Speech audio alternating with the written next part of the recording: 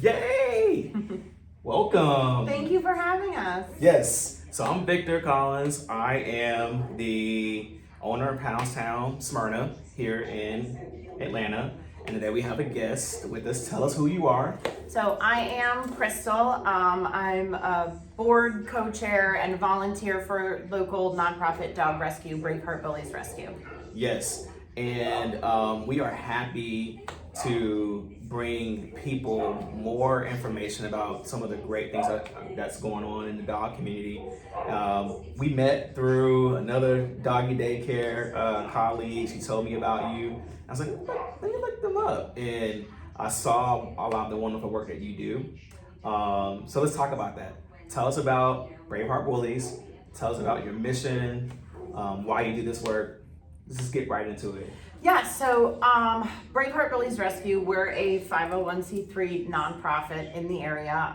We were established about 13 years ago. And our mission really is to help rescue, rehabilitate, and rehome severely abused, neglected, bullied dogs here in our community. And with bullies being in the name, we don't strictly pull bully breeds, but we do over-index them, just simply because that's what's in our area, that's what's filling our shelters. That's what's getting offloaded by people due to breed restrictions and backyard breeding and all of the things that are happening here in our community. So we love our bullies, and sometimes they're a little bit more difficult to place in homes. So we always like to say, we don't always just take the easy ones. Yeah. So we take dogs with behavioral issues, medical issues, that have stranger danger and are fearful of things. And we really try and work to rehabilitate those dogs and put them on a pathway to adoption. Yeah, do you find that people, once they have been rehabilitated, have great experiences with their bullies? Because there's all these misperceptions about bully breeds. They're my favorite, personally. But then you have, other places that, like I said, they have restrictions on these breeds. Like, why do you think that, we have those restrictions and we have a lot of issues with the bullies? Great question. So I think a lot of it comes from misunderstanding and some misleading information that gets put out there through the media and people's perceptions of what a bully is. I mean, first of all, a bully is not a breed in and of itself. It's kind of an umbrella term that encompasses a bunch of different breeds. And again, a lot of these dogs that we get they're Hounds, mixed breeds. So they're a little bit of bully, they could be a little bit of something else. But I think that the dogs carry, through no fault of their own, but through humans, they carry this stigma around with them. And that kind of translates into people being afraid to have them in their apartment communities or housing communities. People see them on the streets and they're afraid. And what we really try and do, through a lot of our community outreach is to really quell that perception in terms of, what a bully is and show them that these are really just sweet, cute, adorable dogs that, maybe have issues like any dog could have an issue coming out of a bad situation or a shelter environment. But once they are rehabilitated and we give them a second chance, people really get to see that these really are sweet, loyal, they're amazing, amazing dogs to have with your family. They're great with kids, they're great with other dogs. So that's really what we're working to try and dispel. Yeah, I love that. We get a lot of the bullies here, quite a few actually. They are heartthrobs. Some of them come from rescues, but how do you suppose? How do we change that perception with?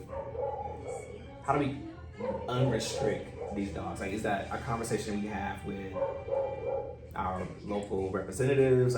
What does that look like? How do we take this mission further so that we can help these lovely creatures? Yeah, I definitely think it starts here in our community.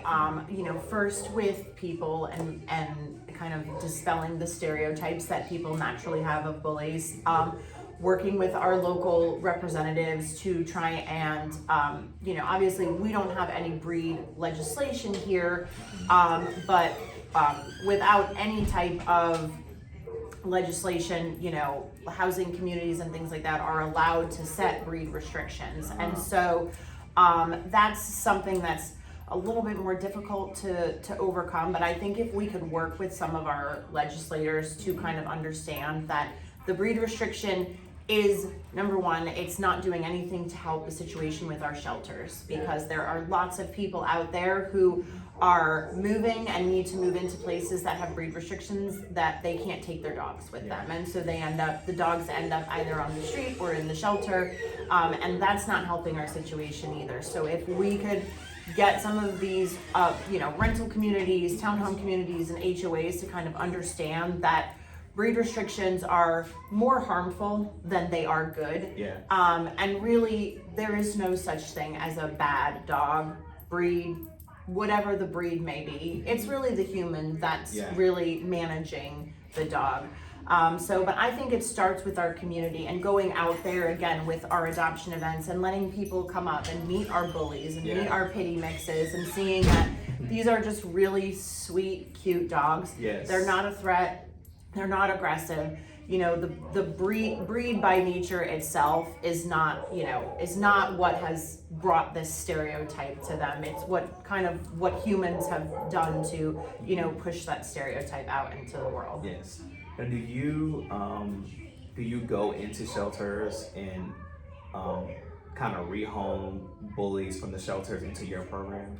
We do, yes. So we pull from pretty much all of our local community and county shelters, from the Lifeline shelters, Fulton and DeKalb, Cobb County, Bartow, all the way, far out as Hall County. We've pulled from Macon, Clayton. So we do, we take in owner surrenders as well. So we are a foster-based and volunteer-powered rescue. So we don't have a facility yet. We would like to have one. It's on the vision board. Yes. But so we are foster-based. So we really we can only take in dogs when we have a committed foster for them. But we do go, we get a lot of people that come, volunteers from the shelters and say, hey, can you help with this dog? Can you help with this dog? So, and, we work together with them to try and find fosters, funding if the dog's needed for medical care or behavioral, training and things like that. But yeah, we pull from the shelters, we take in owner surrenders as well. And then any dog that's stray, this is kind of a little information for everybody. So as a rescue, we can't legally take in stray dogs. So a stray dog has to get registered with its county shelter by law. That's the Georgia law. Okay. For the stray hold period, whatever that may be. Okay. Now, once it's registered with the shelter, then we can, as a rescue, pull it from the shelter with rescue commitment. So just something for Do people you to know. find that a lot of people surrender? We have been seeing a lot more owner surrenders lately. A lot. We get hundreds of messages, emails, and again, a lot of it is people, we get this email, I'm moving to such and such a place and they're not gonna allow my breed of dog. I can't take them with me. That's awful. Yeah, and so, the onus, they come to us, and so, if we can find a foster, we're happy to help. If we can't, unfortunately, that dog has to go into the shelter system. So it's not helping our shelter system here in this area, having all of these breed restrictions in the housing communities. How long does it take to rehome a dog? Good question. There's no set number. We've had dogs come into rescue and get adopted the same week. We have dogs in our rescue that have been in rescue for 2 to 3 years.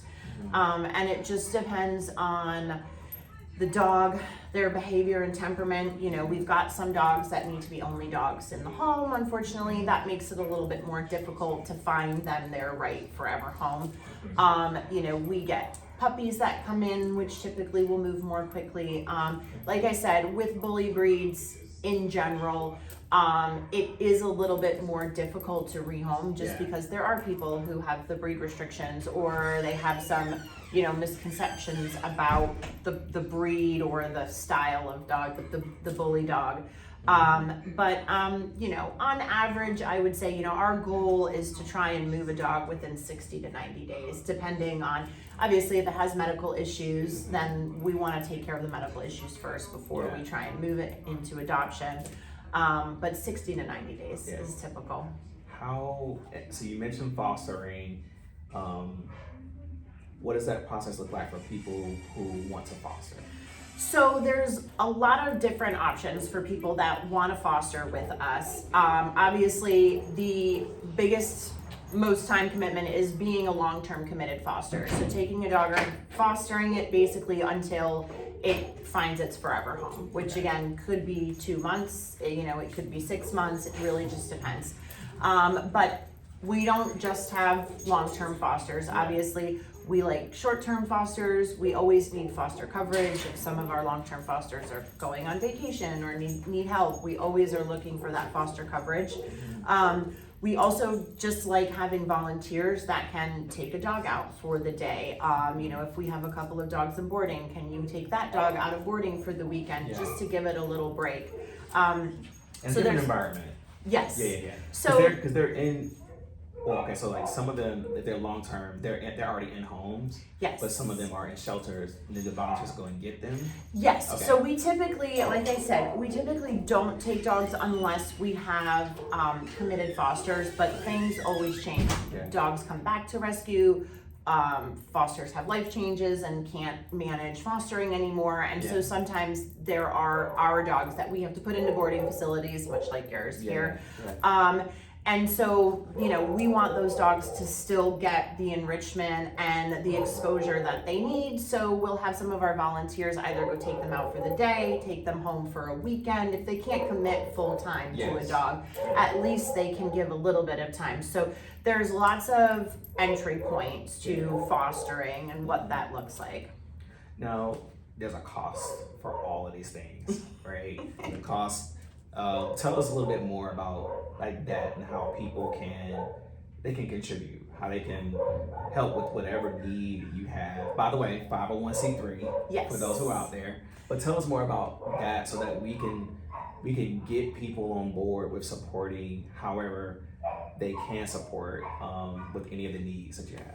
Great question. So there's lots of ways that people can support. I mean, you can support, number one, with your time. So you can foster, you can volunteer, and volunteering doesn't mean you have to take a dog. You can help with events. You can help us with screening applications, with being a foster liaison, help us with social media, with some operational things, transporting dogs to and from medical appointments, for meet and greets and things like that. So volunteering is a great way if you have some time to give.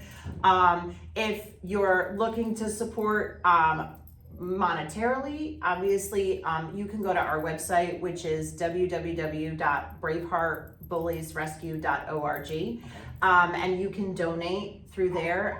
We also have a recurring donation program for our Braveheart Heroes. Again, those recurring donations really just make it easier for us to know that we have the operational capacity to keep doing what we're doing. Because again, the requests for us to take in dogs is not slowing down by any means.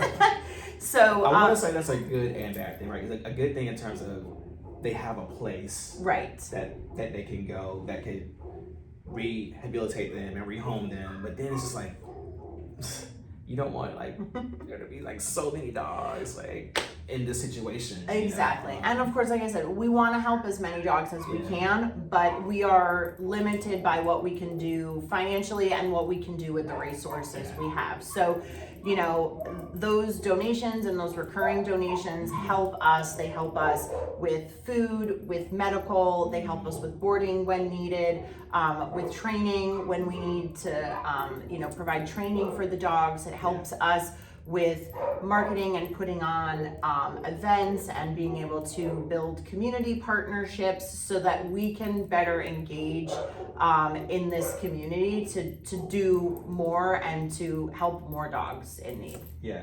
Now, you talk a little bit about Braveheart Heroes. So Braveheart Heroes is our monthly recurring donation program. So you can sign up, again, as much or as little as you want. So even if you just wanted to do $5 a month, you know, that $5 a month is going to cover a microchip or a vaccine for a dog. They're just their tag. Yeah. You know, just having a foster tag or a collar. That's what that $5 a month is going to cover. You know, if they want to donate $100 a month, you know, $100 a month is going to cover their preventatives for the month, you know, because people forget we provide all of the medical care for all of our dogs. We provide monthly preventatives. We provide food and any other supplies if the fosters need it. Okay. And we also try and supply supplies, you know, collars, leashes, tags. We also offer our fosters specifically some complimentary training for themselves and their dogs to be able so that they are adoption ready. They can walk on leash. They know their basic commands. Yeah. They behave in social settings. If we need to temp test them and see how they do with different types of dogs, with cats, with kids, we do all of that so that we have as much information on these dogs as possible, and the fosters are set up for success to get them adopted. Now, we talked about the fostering. Now talk about adoptions if they want to adopt. So if you want to adopt, you can go to our website, Okay. and there's an adoption application on there. All you have to do is fill it out. It's fairly easy. It comes straight to us, and then someone from the team will process it. And typically we're pretty thorough with our applications. Okay. We want to make sure that, you know, we're not just putting a dog into a home, we're kind of doing matchmaking in a sense to make sure that your family, your lifestyle, your behaviors, the dog's behaviors, everybody is gonna mesh well so that the dog isn't, you know, coming back into rescue. So, and if you have resident dogs or other pets, kids, we always do meet and greets. Okay. So we'll do a meet and greet in a neutral setting to make sure that, you know, the dogs get along, there's no issues. And again, like I said, we provide resources for our adopters after adoption in terms of making sure that they're doing slow introductions, they're letting the dog decompress, and things like that. And we also do foster to adopt trials. So if you know, again, kind of like test driving a car, you can take the dog for a couple of weeks, make sure it's a good fit, you know, and that's typically when a lot of the kinks come out, right? In those first 2 weeks, you know, the dog's decompressed and then he's maybe bouncing around, or so we can help you work through those first 2 weeks so that, you know, hopefully, you know, we'll be going through with an adoption. That is amazing. Well, I don't have any other questions. I think it's very important for people to understand the work that you do and this world of dogs that we're both passionate about. Anything that, you know, I can do to assist, let me know. I just personally want people to meet you and to know about your work and the good work and get people on board with getting these awesome dogs into homes, because that's all that matters at the end of the day. These creatures give so much love, like 10 times over, 100 times over. And you know, it's a space that I'm very passionate about. So thank you for sharing what you do. Any events coming up? Yes, so we have lots of it. Well, so next week is, I don't know when this will be airing, but next week is National Adoption Week for PetSmart. So we will be at 2 PetSmart locations. The one in Kennesaw on Saturday the 26th, and then the one in Alpharetta on the 27th. We will be August 2nd, which is a Saturday. We'll be at Brewdog on the Beltline in Atlanta. It's one of our favorite locations, great spot for dogs. And then of course we have our charity pickleball tournament coming up, which you'll be there to support us. Thank you so much. That's Saturday, August 16th. It's at DeKalb Tennis Center. And if you follow us on social media or go to our website, you'll find information. You can sign up to register to play, sign up to be a vendor or a sponsor, volunteer with us for the event because we need some. So that's what we've got going on. And that's a fundraiser. So for anyone out there, if you vend or just pickleball is a big thing right now, if you want to play, we'll make sure that the link is in the description for people to kind of register for it. So we'll be there. I've never played pickleball, but did you sign up to play? We have a team that's gonna play. Oh, okay. I'm not gonna play. Okay. I'm not playing either. I have to work. Yeah. That's my excuse. We have, you know, I told some of the staff here, and they're like, "We're gonna have a team, right?" I was like, "I guess." So yes, we're working on a team. Okay, great. We're excited. All right. Well, thank you all for your time, and thank you. Yeah. Thank you. All right. Awesome. Yay.